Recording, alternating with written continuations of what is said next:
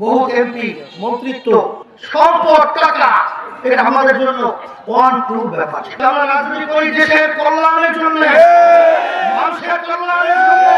ইসলামের পক্ষে একটা ভাষ্য হবে, একটা ভাষ্য হবে। আলহামদুলিল্লাহ, তখন আমরা 5 দল, বিশেষ করে কওমি ঘরানার, যখন আমরা একাত্তরে কাজ করছিলাম, তখনই চলার পথে সেখানে জামাত ঢুকলো আর অন্য 2টা দল ঢুকলো।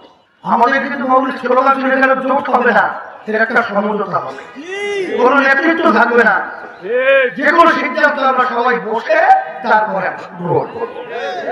কিন্তু সারা দেশের মানুষ আমাদের আহ্বানে সাড়া দিল।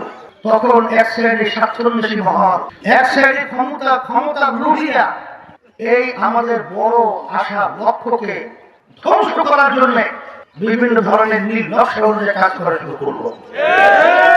এক পর্যায়ে আমরা যখন দেখলাম যে আশা উদ্দেশ্য লক্ষ্য নিয়ে আমরা সামনে পথ চলছিলাম, সেই আশা লক্ষ্য উদ্দেশ্য ভেস্তে গেল।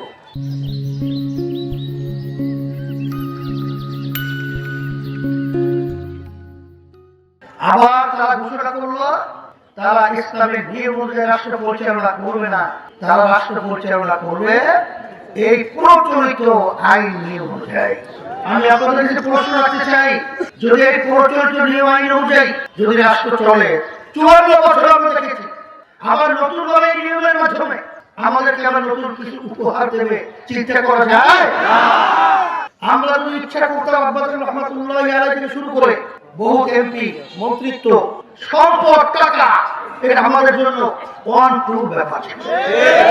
কিন্তু আমরা রাজনীতি করি দেশের কল্যাণের জন্য, মানুষের কল্যাণের জন্য, ইসলামের কল্যাণের জন্য।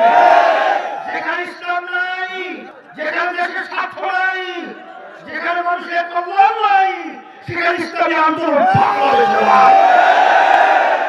ইসলামের কল্যাণের জন্য, মানুষের কল্যাণের জন্য যখন আমরা হাত পাখা প্রতীক নিয়ে যখন আমরা রাস্তায় নামলাম, অনেকে তো আমাদেরকে নিয়ে হাসছিল, যে যেটা চাইছিলাম তাই হচ্ছে, একা হয়ে গেছে।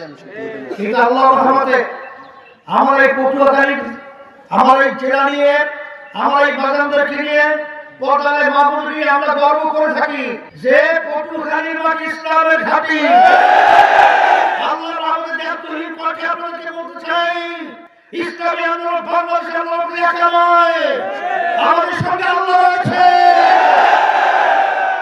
আমাদের সাথে ইসলাম প্রেমিক বাংলাদেশের মানুষ রয়েছে, আমাদের সাথে প্রেমিক মানুষ রয়েছে।